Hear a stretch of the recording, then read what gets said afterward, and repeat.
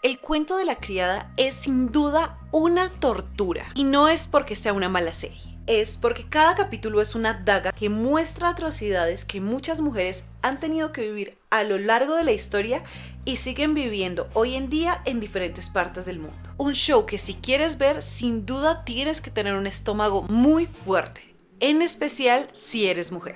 Hola, yo soy Reis. ¿Cómo están? ¿Cómo se encuentran? El día de hoy hablaremos de por qué El cuento de la criada es una de las mejores y más tortuosas series que he visto en toda mi vida. Por no decir que la más tortuosa. Este video va dirigido tanto a quienes ya la vieron como a quienes no, entonces voy a tratar de que no haya ningún spoiler, pero si lo hay, me disculpo de antemano. Y es que como muchos ya saben, esta serie está basada en un libro de Margaret Atwood con el mismo nombre y ella se basó en muchos casos reales de las vivencias de las mujeres a lo largo de la historia para hacer estos libros. Por lo mismo, vemos reflejada a la sociedad en lo que esta serie presenta. Una de las cosas que más abarca y que es como el eje principal es el control sobre el cuerpo femenino y los derechos reproductivos. Las criadas son forzadas a tener hijos para la clase dominante. No tienen decisión alguna sobre su sexualidad, maternidad o salud reproductiva, que es algo que podemos ver en la vida real. Esta nos refleja situaciones reales que han vivido las mujeres desde el inicio hasta ahora sobre el cómo se nos ha limitado la planificación familiar y el cómo los gobiernos han tenido más control sobre nuestros cuerpos que nosotras mismas. Refleja debates que vivimos actualmente con temas como el aborto o la autonomía corporal. Y es que esta historia del cuento de la criada nos muestra cómo el quitarle a una mujer o a una persona el derecho a decidir sobre su propio cuerpo es el primer paso para una opresión total. Y en la serie lo reflejan de una manera muy cruda porque el que le quiten a la mujer su libertad sexual es tan solo el primer paso. Eventualmente están cortándole manos a las personas, quitándoles piernas y nadie puede hacer nada porque tu cuerpo ya no es tuyo. Y acá reflejan un poco eso. Hay escenas súper fuertes, no voy a decir de quién, pero en las que de repente queda una criada embarazada y así está en coma y teniendo llagas en el cuerpo o problemas de salud. Es como que no importa, la mantenemos viva hasta que el feto nazca porque ella no nos importa lo que nos puede brindar y así se aprovechan de todas las personas. Es como que en tanto tenemos el control de esto, ¿qué más podemos controlar? Y ese es el inicio del fin de la autonomía corporal.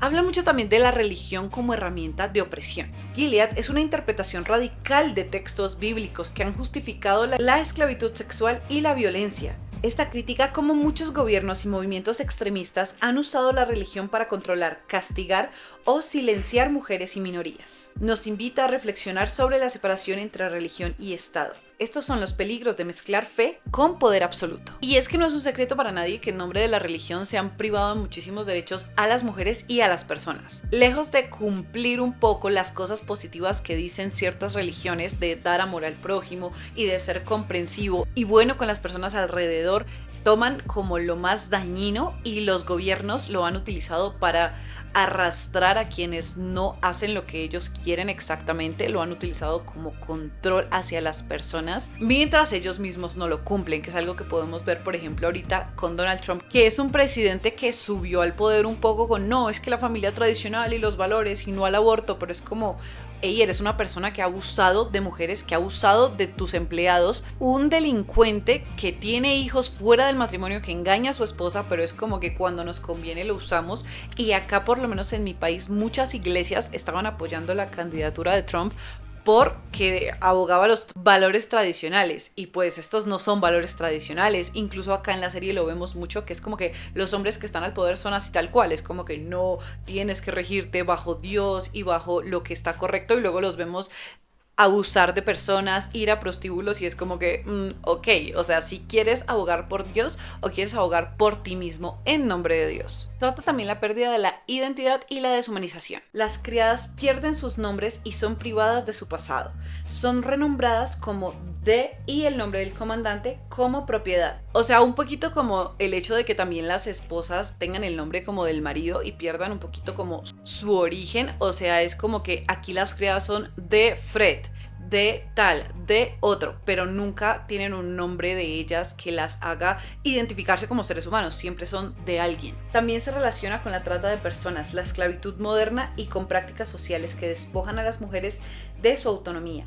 Es una denuncia de cómo la identidad puede ser borrada sistemáticamente para facilitar el control. Aquí llevado también a un autoritarismo y vigilancia extrema que hemos visto en muchas partes del mundo. En la serie, Gilead es un régimen totalitario donde todos se espían, se reprimen las libertades y se castiga el pensamiento crítico. Critica a los gobiernos autoritarios que censuran, reprimen y controlan a sus ciudadanos mediante el miedo. Nos recuerda cuán frágil es la democracia si no se defiende activamente, porque como ya sabemos, basta solo una crisis para que nos quiten nuestros derechos. Es muy fuerte porque en Gilead, en la serie, muestran de una manera muy realista lo fácil que es perder todo, ¿no? O sea, todo lo que te puede brindar un respeto, lo que te puede brindar una calidad de vida, las cosas mínimas como leer. Aquí en el cuento de la criada le prohíben a las mujeres leer y vemos que en la vida real también hay países actualmente, no estoy hablando de hace 10, 20, 30, 50 años, actualmente que prohíben que las mujeres estudien, lean cualquier cosa fuera de la vida de una mujer que no sea tener un marido y brindarle hijos. Y esto es algo que me angustia mucho viendo la serie, ¿no? Porque una cosa es ver una ficción y otra cosa es estar viendo y saber que hay mujeres actualmente en muchas partes del mundo que están viviendo esto. Saber que hay mujeres que están siendo traficadas, niñas que están siendo traficadas, porque acá en la serie también cuentan como básicamente apenas las niñas empiezan a tener edades fértiles, ya son esposas. De hecho, hay una temporada bastante fuerte en la que hay una nena que es esposa como a los 13 años y que es abusada constantemente y es como, ok, ojalá esto no pasara en tantas partes del mundo actualmente, pero sucede, o sea, no son hechos aislados y eso es lo que más impresiona. Porque es que esta serie está basada en muchísimas historias reales de antes y de ahora. Inicialmente, Antwood se basó en las teocracias puritanas, especialmente en Massachusetts, donde las mujeres tenían roles estrictos y eran castigadas por inmoralidades y la religión regía su vida social. Otro ejemplo que tomó son los juicios de Salem y la represión del deseo femenino. También se basó en la esclavitud de Estados Unidos, donde el destino de muchas mujeres esclavizadas afroamericanas era ser abusadas por sus amos para tener más esclavos, y esas madres eran separadas de sus hijos al igual que en Gilead. Se inspiró también en el régimen de Rumania bajo Nicolae Ceausescu, donde el gobierno prohibió el aborto y los anticonceptivos para aumentar la población. Se implementaban exámenes ginecológicos obligatorios en los lugares de trabajo y vigilancia sobre las mujeres fértiles. Este fue uno de los casos más directos que usó.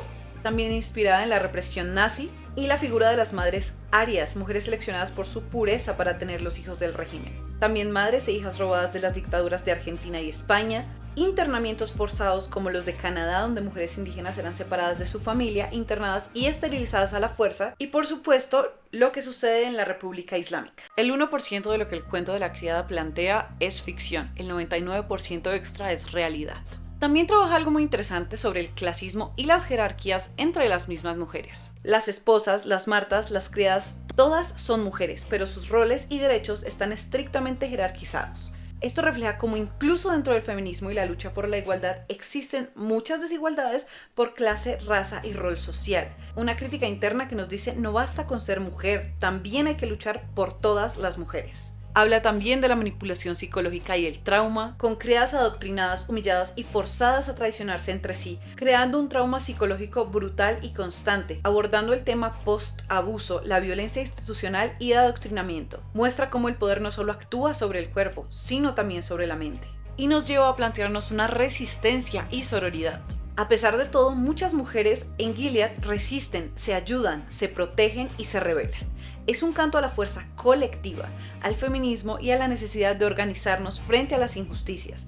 Nos recuerda que incluso en los peores escenarios, la esperanza y la lucha pueden sobrevivir. Y es que aquí no solo lo hace con mujeres y con hombres, porque siento que critica en general todo un sistema, sí muestra también, obviamente como los hombres salen mucho más privilegiados de él, pero también en la serie tenemos muchos hombres buenos, tenemos hombres que quieren esforzarse para que estas mujeres sean libres, tenemos hombres que quieren cambiar, que quieren mejorar, que ayudan desde lo interior y exterior. Y asimismo tenemos mujeres que pueden ser malas, que pueden ser crueles, pero no dejan de lado la profundidad del porqué en ambos casos, ¿no? No dejan de lado, por ejemplo, en el caso de una de las protagonistas que se llama Serena, que para mí es increíble el personaje, es una mujer que yo odié y amé toda la serie. Hace unas cosas que uno a veces se para y la aplaude y otras veces quiere, mejor dicho, matarla. Es demasiado bien construida y explica muchas veces cómo para las mismas mujeres, en especial las de clase alta, es tan difícil salirse de estos roles de género y estos estereotipos y este patriarcado que está tan arraigado a la sociedad. Hay mujeres que incluso lo avivan, que es el caso de Serena, y luego no saben cómo salir de él.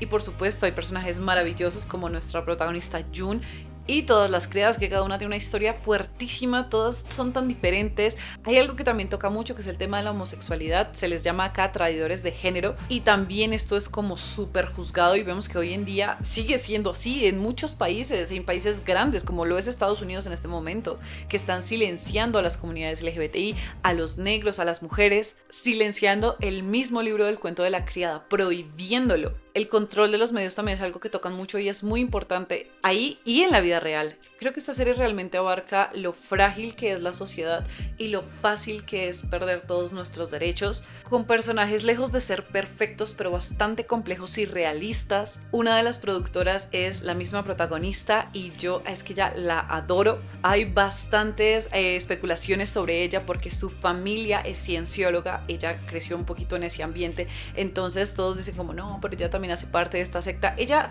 ha dicho que no realmente no es así, que es como cuando las personas crecen en familias católicas o cristianas o budistas. En mi caso, por ejemplo, yo crecí en familia católica, pero no me identifico con la religión. Sin embargo, sí que hay cosas que obviamente están arraigadas a uno por la crianza, entonces ella lo expresa un poco así. Sin embargo, teniendo en cuenta que la cienciología es bastante fuerte en muchísimos aspectos, pero es una de las religiones que no incitan a las mujeres a tener hijos o no ven mal que las mujeres no tengan hijos, sino al contrario, es una religión que más bien no le gusta mucho que las mujeres sean madres porque sienten que es una distracción de sí mismas. Entonces entiendo un poquito la influencia que de pronto eso ha tenido en ella, pero ella ha aclarado que no es que lleve su vida en base a la cienciología tampoco, y que entiende todo lo bueno y malo que hay en las diferentes religiones y movimientos del mundo. Entonces realmente no considero que sea una razón para desmeritar la serie, ¿no? Porque mucha gente es como, ay, esa serie no tiene ningún sentido porque la protagonista hace parte de esta secta.